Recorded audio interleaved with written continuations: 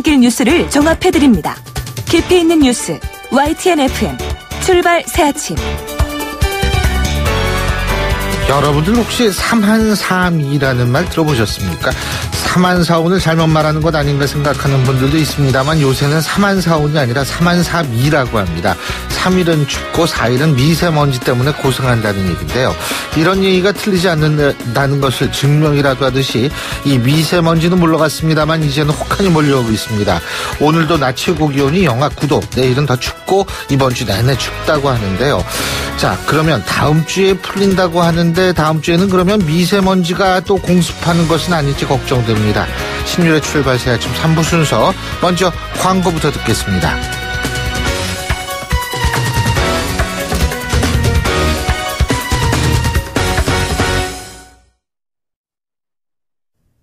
YTN 라디오 신율의 출발 새아침. 지난 1년간 법원 안팎을 떠들썩하게 만들었던 사법부 블랙리스트 존재 의혹에 대한 추가 조사 결과가 어제 발표가 됐죠. 양승태 대법원장 시절에 법원행정처가 특정 성향 판사들의 동향을 수집하고 특정 판결을 놓고 청와대와 연락을 주고받았다는 정황이 드러났다고 하는데 관련해서 전직 부장판사시죠. 이정열 전 판사와 함께 입장 들어보겠습니다. 안녕하십니까? 네, 안녕하십니까? 예. 지금 추가 조사위가 2달이 좀 넘는 활동 때 조사 결과를 발표했는데 어떻게 보셨습니까? 너무나 충격적이고요. 그리고 이 양승태 씨가 대법원장을 하던 시절에 이야기했던 사법부 독립이 이렇게 뒤에서는 이 사법부를 청와대 일개 수석비서관에게 갖다 바칠 정도로 그 사법부 독립을 침해해왔던 것에 대해서 뭐 저뿐만 아니라 일선에 있는 판사님들도 다 분노하고 있고요. 그리고 더 나아가서는 판사들의 하나하나 사생활까지 다 조사를 하고 뒷조사를 했다는 거에 대해서 뭐 참 불안과 공포를 금치 못하고 있다는 그런 얘기도 들었습니다. 판사들이 지금? 네, 그렇습니다. 예. 근데요. 이게 지금 블랙리스트가 있는 거예요, 없는 거예요? 왜냐하면 언론마다 좀 표현이 달라가지고 어떻게 보세요? 네, 당연히 있는 거고요. 지금 없다고 이야기하는 데는 리스트가 없다는 거죠, 리스트가. 예, 리스트라는 말도 뭐 말에 집착을 해서 그런 것 같긴 한데, 아하. 근데 또 실제 리스트가 있기는 있어요. 그러니까 무슨 말씀이냐면, 예. 이 지금 조사 보고서에 나온 것 중에 법원행정처에서 작성한 문건이 사법행정위원회 위원 후보자 검토라는 문건이 있습니다. 거기에 보면요. 이 문건이 어떻게 해서 작성된 것이냐면 사법행정위원회라는 것을 만드는데 예. 거기에 소위 말하는 왕당파, 그러니까 친양승태적 사람들만 들어가면 이 사법행정위원회가 공격을 받을 수 있다. 그러니까 반양승태적인 사람들도 들어가야 한다라고 하면서 반양승태적인 사람들의 명단을 작성해 놓은 것이 64명이 있습니다. 예.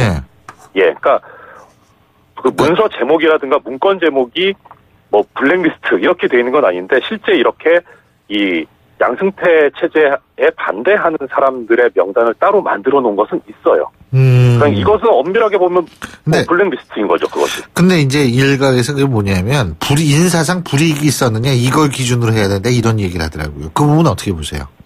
일단 지금 문제된 부분이 2015년, 2016년 문건들입니다. 지금 발견된 거든요. 예. 그러니까 2015년이면 이제 이때 보면은 그 시기가 이미 양승태 체제가 확고하게 자리를 잡았고, 예. 그다음에 양승태 입맛에 맞지 않는 판사들은 뭐 예컨대 서기호 전 판사처럼 재임용 탈락 뭐 이런 거에서 다 불이익을 줘버린 상태였었거든요. 그러니까 지금 여기에 나온 사람들은 어떻게 보면 좀 그 불이익에서 벗어나 있는 사람들일 수 있습니다. 그러니까 불이익을 줄 사람이 없었다? 없었다기보다 아직 그렇게까지 수면에 올라온 상태는 아니었죠. 그러니까 불이익이 없었기 때문에 블랙리스트가 아니다라고 하는 거는 벌써 지나간 것에 대해서 눈을 감아버린 그런 얘기밖에 안 되는 겁니다. 예. 지금 여기에서 이제 떠오르는 곳이 법원행정처거든요. 예? 네. 원래 이 법원행정처가 어떤 일을 하는 곳인지를 한번 잠깐 말씀해 주시겠어요? 사법부도 당연히 이제 하나의 조직이기 때문에 예. 행정 업무가 필요하죠. 뭐 예. 예산도 짜야 되고. 뭐 어디든 다 행정하는데 그렇죠. 필요하죠. 그렇죠. 예. 그런 업무를 하는 데입니다. 근데 그런 사법행정권을 행사하는데 그 사법행정권의 최고 책임자가 대법원장이거든요. 예. 이런 걸 대법원장이 다 할 수는 없으니까 그 업무를 보좌하기 위해서 만들어 놓은 데가 법원행정처입니다. 네, 근데 여기 좀 있으면은 나중에 대법관 되는 사람들이 좀 있는 모양이더라고요. 그렇죠. 그러니까 네. 이 법원에 있는 판사들 자체가 뭐 어떻게 보면 엘리트이긴 하는데 네. 판사들이 기본적으로 하는 업무가 재판과 판결이지 않습니까? 그렇죠. 그런데 법원행정처라고 하는 데는 재판과 판결 이외에 법원 전체를 바라보고 행정 업무를 하는 그런 데이기 때문에 그런 경험들이 대단히 큰 거죠. 그리고 네. 대법원장과 법원행정처장의 직접적인 지시를 받기 때문에 예. 그 사람들 눈에 들 수밖에 없고 결국은 나중에 뭐 승진을 하거나 할 때 당연히 그 사람들의 머릿속에 염두에 들어있는 사람들이 되는 겁니다. 그러니까 당연히 출세 코스가 되는 거고요. 예. 근데 이제 지금 뭐 얘기 나오는 거 보면 여기에 법원행정처에 소속돼 있었던 판사들이 이제 다시 나오면서 소위 말해서 거점 판사라고 그러던가요? 뭐 그래가지고 그렇죠. 일을 했다는 거 아니에요? 그 정보 예. 수집하는 일을. 그죠? 그렇죠. 예. 그러니까 그럼 그 사람들이 예. 이게 그러니까 누가 취합을 한 거예요? 그러니까 이걸? 하나 예를 들어드리자면 예. 이번에 이 법관 판사 블랙리스트 사태가 불거졌을 때 예. 이걸 때문에 징계를 받았던 이규진 양형위원회 상임운영위원이 있습니다. 상임위원이 있는데 이 사람이 이제 법원행정처에 오래 근무하면서 이 블랙리스트 관련 업무도 이제 관여를 해왔었거든요. 예. 근데 이 사람이 2015년 16년에 국제인권법연구회라고 자기들이 감시하고 있는 그 연구회의 회장이 됩니다. 예. 그러니까 그 당시에 그 국제인권법연구회에서는 어떻게 생각을 했냐면 이 이규진 상임위원이 그야말로 좀 보수적인, 그러니까 반인권적인 그런 사고방식을 가지고 있는 것 아니냐라는 생각을 했는데 그 사람이 그 회에 가입을 하고 회장까지 출마하는 걸 보면서 이 국제인권법연구회라는 데가 상당히 스펙트럼이 넓고 탄탄한 데가 됐다라고 좋아했었거든요. 근데 실제 이 사람이 가서 한 일이 뭐냐면 국제인권법연구회 회장으로서 그 연구회 발전을 도모한 게 아니라 그 내부의 고급 정보를 뽑아내고 그다음에 회원들의 동향을 파악해서 그것을 법원행정처 내부의 실국장 회의 있을 때 거기에 자료로 제공을 해온 거죠. 그러니까 스파이 짓을 한 거죠. 그런 일들을 해왔다는 겁니다. 지금 이 원세훈 전 국정원장의 재판 동향도 청와대랑 주고받았다. 이런 네. 얘기도 보도가 됐죠. 네, 그렇습니다. 어떻게 보셨어요? 양승태 씨가 신년사든 기념사든 이럴 때 항상 얘기했던 말이 있습니다. 사법권의 독립을 얘기를 하면서요. 했던 얘기가 여론을 빙자해서 재판에 영향을 미치려고 하는 세력들이 있다. 여기에 굳건하게 대응해서 사법권의 독립을 지키도록 하겠다. 이런 취지로 계속 얘기를 해왔었거든요. 네. 그런데 이렇게 사법권의 독립을 중요하게 생각하는 사람이 뒤에서는 청와대 일개 민정수석이 재판부 동향을 파악해달라 그러고 이 사건을 대법원 전원합의체에 넘겨달라 그러고 하는 것에 대해서 다 보고하고 또 실제 대법원 전원합의체 사건을 또 회부를 하고 하자는 대로 다 했거든요. 그러니까 이게 어떻게 상권 분립에 부는 것이며 사법권 독립에 해당하는 거겠습니까? 그러니까 겉으로는 사법부 독립을 이야기하는 것처럼 하면서 뒤로는 행정부의 신여가 돼 있었던 거죠. 이게 지금 그러니까 가장 중요한 부분이 지금 720개 파일은 지금 뭐 비밀번호가 걸려 있어가지고 못 봤다는 거 아니에요, 그죠? 네, 그렇죠. 그리고 뭐 파일 삭제된 흔적도 있다. 그리고 또 한 가지는 법원행정처에서 일부 컴퓨터는 지금 제출하지 않고 있다. 맞죠? 네. 그렇기 때문에 결국은 검찰 수사로 넘어가야 된다. 그런데 이게 또 그러면은 지금 말씀하신 사법부 독립의 침해다라고 생각하는 판사들이 있을 수도 있는 거 아니에요? 어떻게 보세요? 그런 생각을 하고 있는 판사들은 양승태한테 부역한 판사들일 겁니다. 이 무슨 말이냐면 예. 이건 명백한 범죄 행위거든요. 그리고 예. 사법부 독립을 침해한 행위고 여기에 대해서 사생활 침해를 내세우면서 그 법관이 사용하는 PC 제출을 거부했을 뿐만 아니라 조사에 응하지도 않았었거든요. 그럼 자기들이 숨길 게 있다는 거죠. 숨겨야만 하는 것이 있다는 것이고요. 그러니까 이거는 그 과정에서 제대로 된 조사가 이루어지지 않았는데 이걸 제대로 조사할 수 있는 방법은 강제 수사를 하는 수밖에 없거든요. 영장을 발부받아서. 예. 그러니까 법원 내 조사위원회는 그런 권한이 없기 때문에 이건 필연적으로 수사기관의 수사를 거쳐야만 하는 그런 상황입니다. 그러니까 그 수사를 거부하겠다, 반대하겠다, 그것이 사법부 독립을 침해한다라고 하는 것은 그 사람이 바로 범인인 겁니다. 예. 그렇군요. 근데 이제 일각에서는 사실은 이런 얘기도 있어요. 이게 사법부 독립이라고 얘기를 했을 때 이게 뭐 이렇게 외부로부터의 독립도 중요하지만 또 내부에서의 독립, 그러니까 판사 개개인의 독립도 굉장히 중요하다. 이런 얘기가 그렇죠. 있더라고요. 근데 네. 이번에 블랙리스트는 사실 이게 이제 외부의 독립 플러스 내부의 독립 문제 이렇게 볼 수 있는 거예요? 그렇죠. 특히 내부의 독립의 문제입니다. 뭐가 문제냐면은 예. 이런 블랙리스트가 작성이 되면서 동향을 파악을 합니다. 그리고 뭐 예를 하나 들자면은 예. 참호 판사 같은 경우에 네. 이제 잡지에 칼럼을 게재를 하고 하니까 그것을 막아야 되겠다라고 하면서 어떤 얘기를 하냐면 소속돼 있는 법원 지원장으로 하여금 설득을 하게 해야 한다라는 것이 문건에 나옵니다. 실제 설득까지 갔었고요. 그런데 문제는 그 지원장은 그 판사에 대해서 업무 고과를 평정하는 평가권자거든요. 예. 그러니까 그 말을 안 들었을 때 그런 평정을 제대로 좋은 점수를 줄 수 있겠는가 하는 거죠. 예. 그러니까 그런 것들을 옆서 바라보고 있는 판사들은 저렇게 하니까 불이익을 받더라. 그러니까 대법원이나 법원행정처나 수뇌부에서 원하는 대로 해줘야 되겠다라는 생각을 할 수밖에 없는 거죠. 순치가 돼가는 거죠. 그게 문제인 겁니다. 지금 제가 또 하나 궁금했던 것이 뭐냐면, 지금 네. 그 원세훈 사건, 아까 제가 잠깐 여쭤봤는데, 그 네. 원세훈 사건이 지금 대법원에서 다시 파기환송이 되지 않았습니까, 예전에? 네네. 근데 그때도 결국 좀 그 파기환송되는 과정도 문제가 있다, 이런 얘기인가요, 지금? 그렇죠. 문제가 있었죠. 첫째는 뭐냐면, 예. 말씀하세요. 그러니까 외형적으로 드러난 가장 큰 문제는 뭐냐면 이것이 예. 대법원 전원합의체에서 판결이 선고가 됐거든요. 대법원 전원합의체에서 판결이 선고되는 경우는 두 가지입니다. 크게 보면. 예. 하나는 어떤 경우냐면 종전의 판례에서 대법원이 취했던 견해를 바꿀 때, 그러니까 예. 판례를 바꿀 때. 그다음 두 번째는 원래는 3명이나 4명의 대법관으로 구성되는 소부에서 재판을 하는데 거기서 의견 일치가 안 됐을 때. 예. 이 둘 중에 하나거든요. 그런데 당시 원세훈 전 국정원장의 대법원 판결을 보면 판례를 바꾼 것도 아니고요. 그다음에 결과가 13대 0이었어요. 전원일치였습니다. 예. 그러니까 전합의체에 가는 경우가 아니었던 거죠. 결과만 놓고 보면. 그러니까 왜 전합의체에 회부를 했는지 상당히 의심스러웠는데 이번에 그게 밝혀진 거죠. 우병우 민정수석이 원했던 거죠.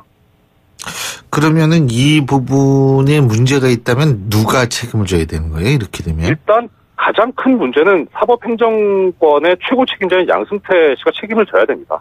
그리고 대법원 전합의체 재판장은 양승태 씨거든요. 대법원장이. 예. 그러니까 당연히 책임이 있는 거고요. 법률상으로도 그렇고 사실상으로도 그렇습니다. 예. 이거 그리고 이제 사법부 내에 적폐청산 목소리가 높아질 것이다 이런 얘기 있거든요. 예. 네. 이 부분이 이제 또 굉장히 지난한 과정이 될 것이다라는 분석도 있는데 어떻게 보십니까? 일단 가장 큰 문제는 적폐청산이 두 가지 방향이 있는데 하나는 인적 청산의 문제가 있고 또 하나는 제도적 청산의 문제가 있거든요. 예.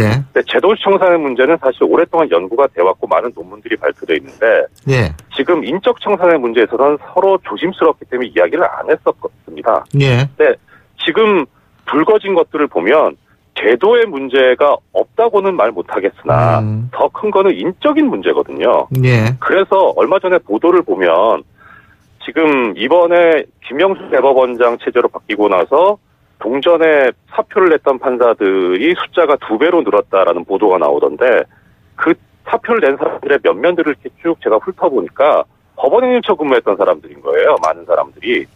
그러니까 자기들이 그렇게 저질러 놓은 것이 있어서 그것이 이제 밝혀질 것을 두려워하니까 빨리 네. 나가서 이제 있을 경우에 뭐 이런 거 가지고 징계를 받았거나 하면은 변호사 등록조차도 어려워지거든요.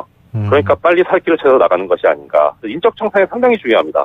이런 잘못을 저질렀으면 꼭 그에 합당한 처벌을 받아야 한다는 그런 원칙을 세워야죠. 예. 예, 잘 알겠습니다. 오늘 말씀 여기까지 듣죠. 고맙습니다. 네, 고맙습니다. 예, 지금까지 이정열 전 부장판사였고요. 신율의 출발새 아침 3부 순서 여기까지입니다. 잠시 뒤 4부에서 뵙겠습니다. 날카로운 분석, 내일을 보는 시선 신율의 출발 새 아침.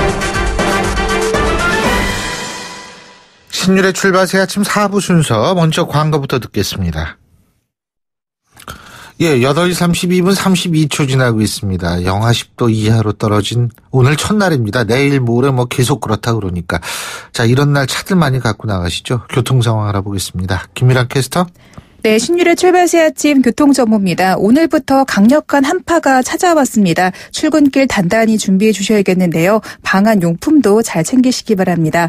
건조한 날씨에 화재 사고도 자주 발생하고 있는데요. 전 시간 도심 양지대로 구분다리역에서 명일역 구간, 명일동 전통시장 내 점포에서 화재가 있었습니다. 아직은 불이 난 점포에서 진화 작업을 진행하고 있는데요.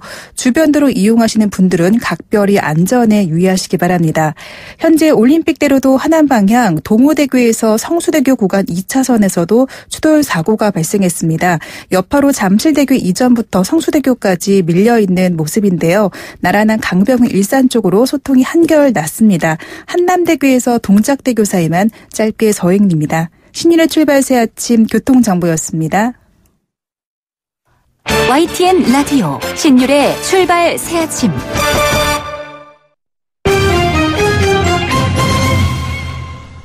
경제 뉴스 알아보겠습니다. 한국경제신문의 정인설 기자 스튜디오에 나와 있습니다. 어서 오십시오. 안녕하세요. 예, 금융당국하고 하나금융 간의 갈등이 있었는데 결국은 김정태 하나금융지주회장이 3연임에 성공을 했네요. 예? 네.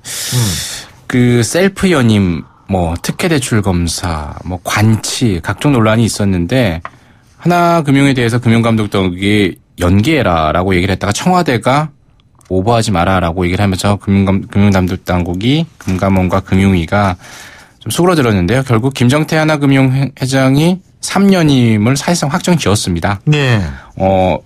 하나금융지주 회장 후보 추천위원회 회추위가 어제 최종적인 후보로 김정태 현 회장을 회장 후보로 추천을 했고요. 이제 3월에 주총에서 이제 승인이 되면 당연히 회장을 맡게 되고요. 3년입니다. 네. 그래서 2021년 3월까지, 그러니까 2012년부터 회장을 했거든요. 그러니까 9년간 앞으로 하게 되는 거죠. 9년간. 자, 그러면 금융당국은 어떤 반응을 보이고 있습니까? 일단 계속해서 특혜대출 검사를 하려고 했었죠. 박근혜 그 정부 당시 하나금융이 했던 네. 아이키스트라는 그 당시에 이제 창조경제의 대표적인 1호 업체였는데 여기는 특혜 대출했다. 이런 부분에 대해서 김정태 행정이 각종 채용 비리에도 연루돼 있고 이런 것은 좀 밀어달라고 했지만 일단은 수그러들었잖아요. 일단은 20일부터 시작하는 금융지주회사 그 검사에서도 하나금융은 제외를 했습니다. 네. 그런데 과연 이게 끝난 걸 거냐. 아마 10보 전진을 위한 1보 후퇴가 아닌가 저는 생각이 되고요. 김정태 회장이 취임을 하면 그 이후에 이제 금감원과 금융위가 어떤 형태로든 간에 압박을 할 것으로 예상이 됩니다. 예, 그렇군요. 그리고요, 지금 방금 전에 보도가 된 걸 보면은 미국이 우리나라의 세탁기하고 태양광에 대해서 세이프가드를 발동하기로 했다. 이런 소식 지금 들어와 있죠? 이미 그 미국 무역 대표부죠. USTR에서 하기로 했었고 그 보도가 났었죠. 이제 중요한 거는 트럼프 대통령의 승인이 떨어져 있어야 되는데. 예. 셧다운이었잖아요, 그동안. 근데 오늘 다시 3일 만에 다시 재개했다고 하는데. 예? 이런 거 보면 셧다운 좀 더 하지. 셧다운을 이제 그만하자마자 이 세이프가드부터 발동하는 것 같아요. 미 연방정부, 원래 트럼프 대통령의 승인 시한은 2월 2일까지였습니다. 예. 많이 남았잖아요. 그렇죠. 일 안 하는 이런 건 일을 하고 있습니다. 그러니까 이미 빨리 승인을 해서 이제 한국의 세탁기와 태양광 전지에 대한 세이프가드를 발동합니다. 세이프가드라는 거는 자국 산업을 보호하기 위해서 수입량을 긴급하게 제한을 하는 거거든요. 그러니까 어떻게 되느냐.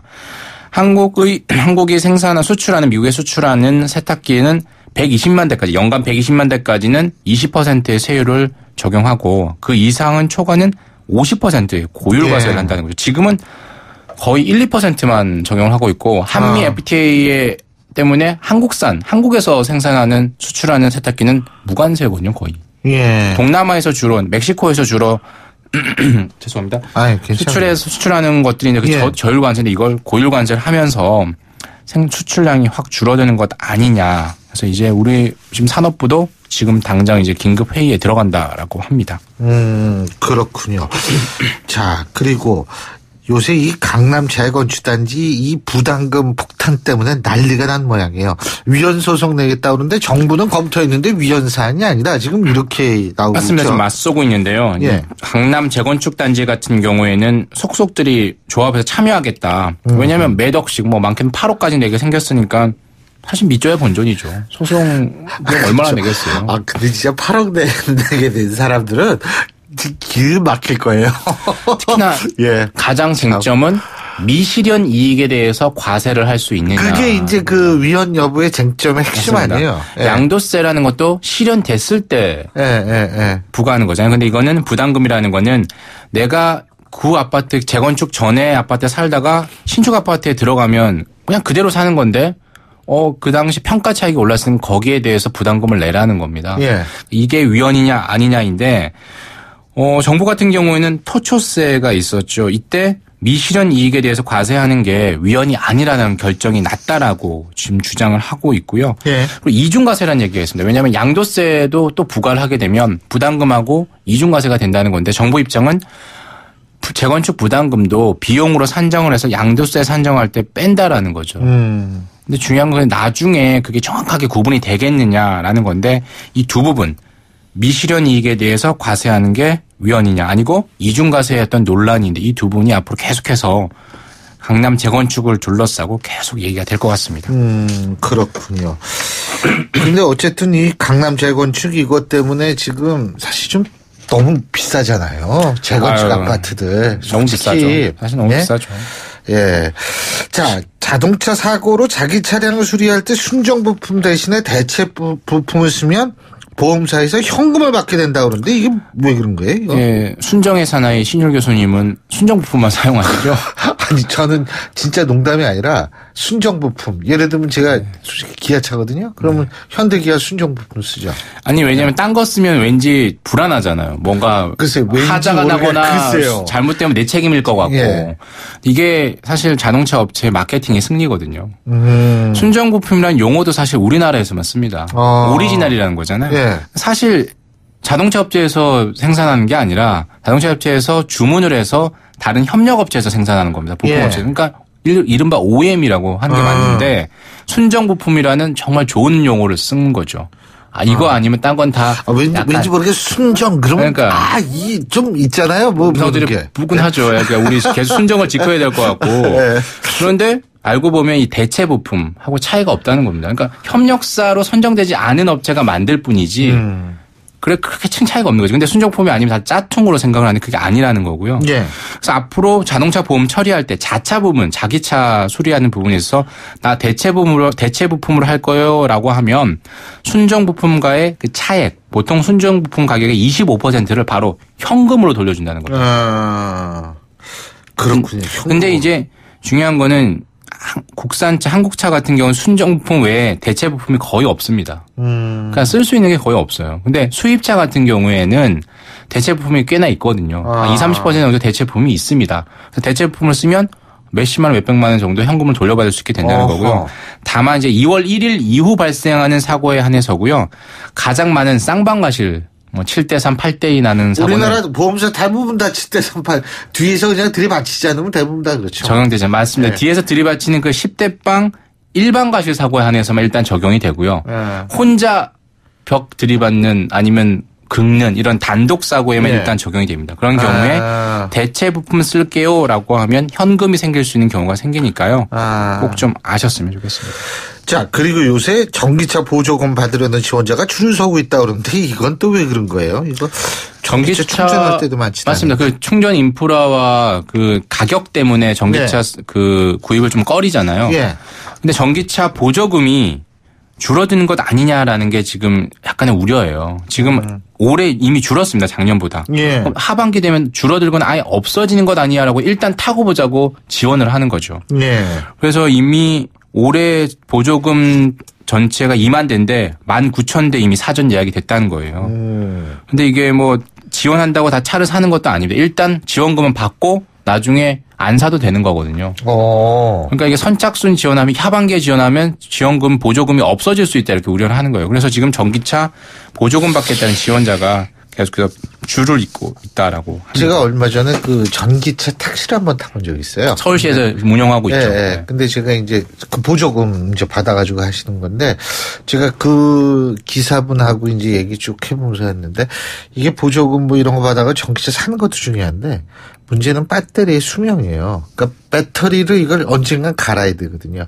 근데 배터리 가격이 보조금 없으면 자동차 사는 게 낫더라고요. 차값이죠. 네, 사실상 뭐. 그러니까 이런 것들도 우리가 종합적으로 다 좀 어떻게 좀 생각을 해야 될 것 같다는 생각이 들고요. 자, 가상화폐의 14%가 해커들이 훔쳤다. 이런 분석이 있네요. 블룸버그 분석이고요. 네. 일단 그 소식 전해드리기 전에 이제 가상화폐 거래 실명제가 시행돼 있는데 이게 원래 20일로 예정됐었는데 좀 늦어져서 이달 30일부터. 근데 신규 투자는 얼마든지 가능하다. 그겁니다. 그러니까 신규 투자를 안 막겠다는 건데 이게 적어도 정말 6월 선거 때까지는 이게 정말 극단적인 대책을 쓰지 않을 겁니다. 예.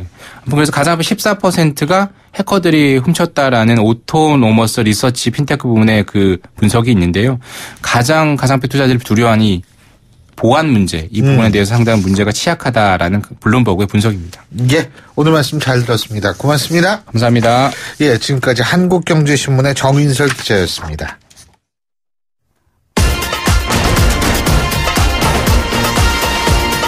여러분이 지금 듣고 계신 주파수는 FM 94.5MHz입니다.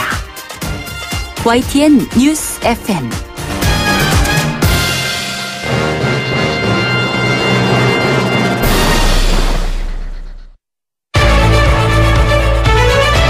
민심은 천심이다. 생생한 여론을 통해 우리 사회를 진단합니다. 이것이 여론이다.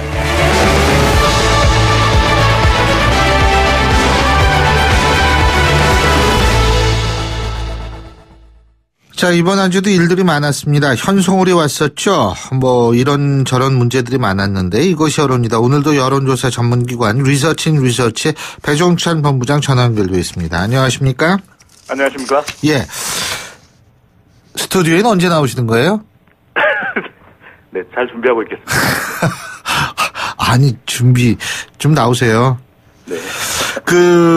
지금 가상화폐 논란으로 뜨거운데 이게 지금 가상화폐 그리고 이 올림픽 단일팀 이런 것들이 대통령 지지율에 영향을 미쳤습니까? 어떻습니까?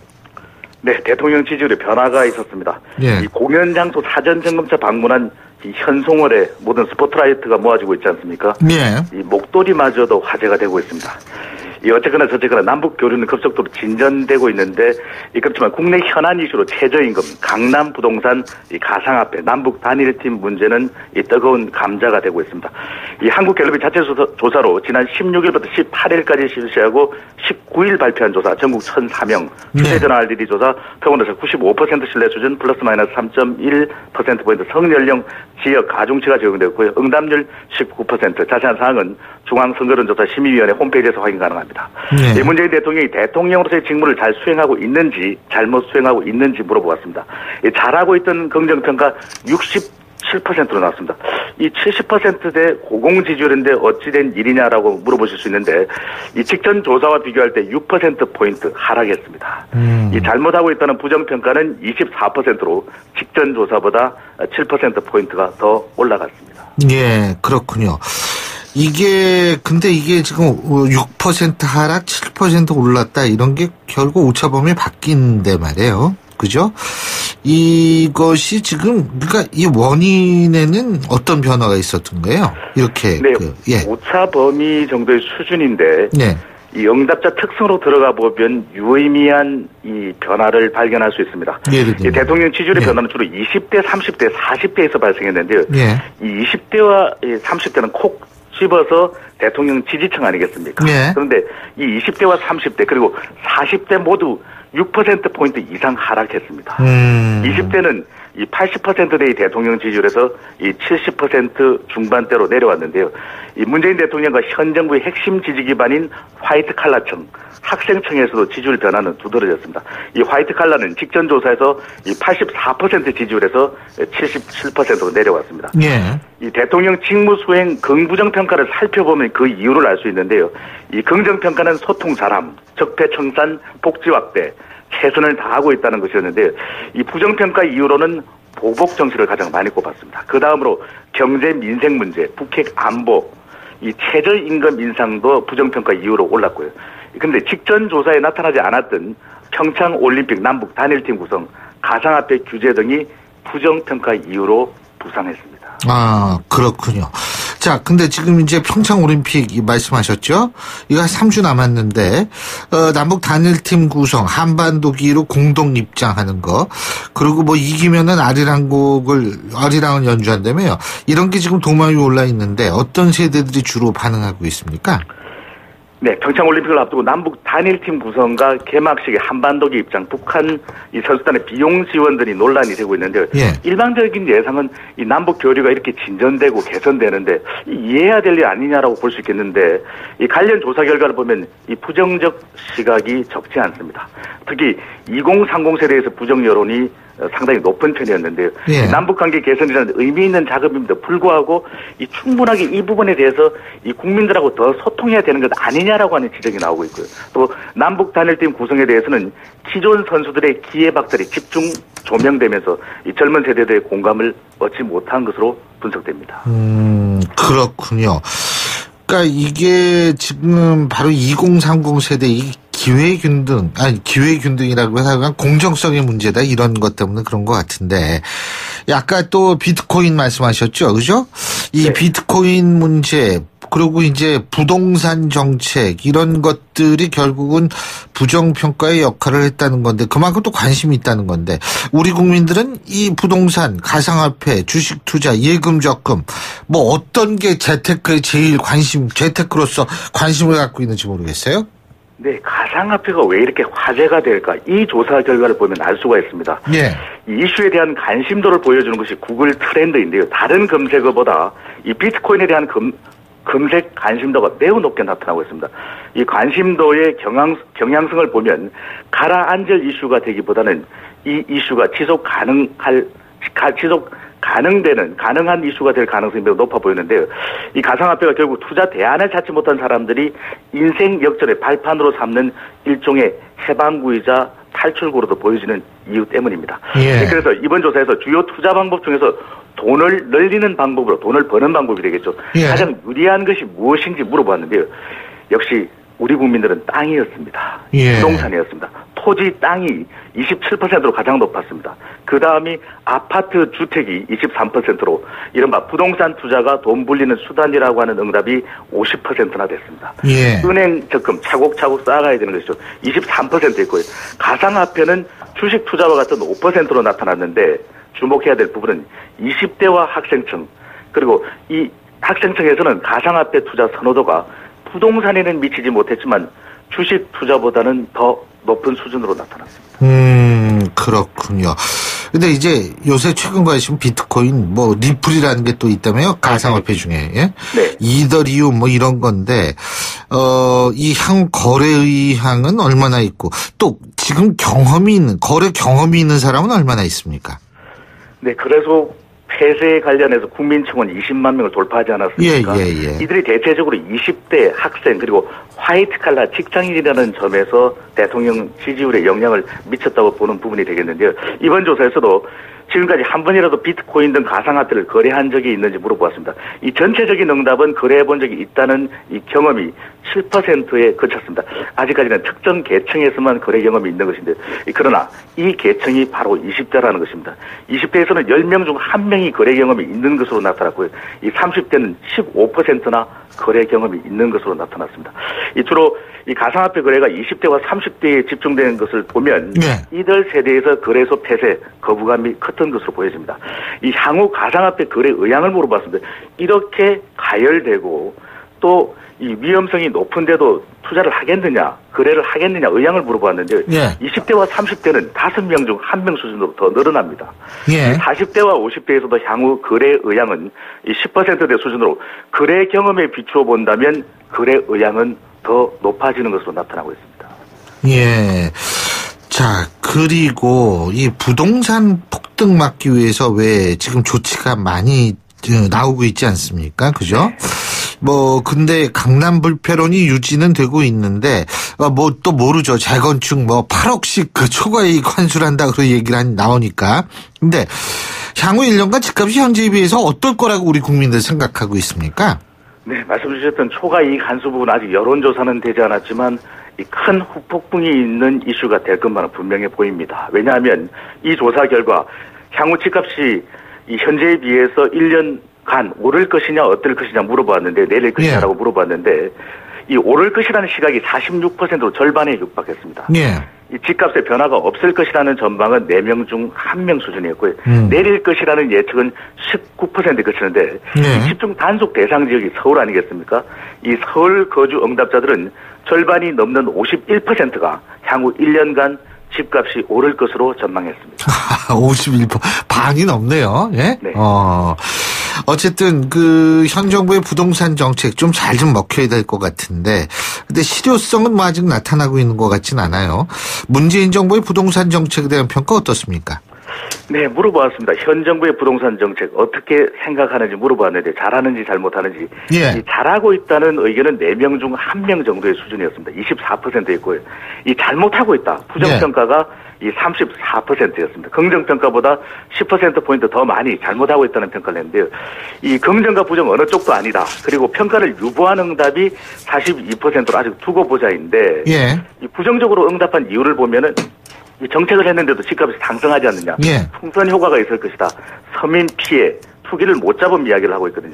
이 정부는 이 집값 안정과 내 집 마련 기대감 충족을 위한 이 강한 정책이 아니라 정교한 정책이 반드시 필요해 알겠습니다.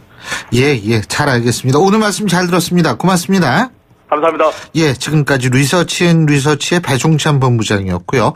자, 화요일 아침에 보내드린 신율의 출발 새 아침, 오늘 순서는 여기서 모두 줄이겠습니다. 내일은 더 추워진다고 하는데 오늘도 하여간 만만치 않게 춥습니다. 여러분 추위 잘 견디시고요. 전 내일 아침 7시 15분에 다시 오죠. 신율이었습니다. 고맙습니다.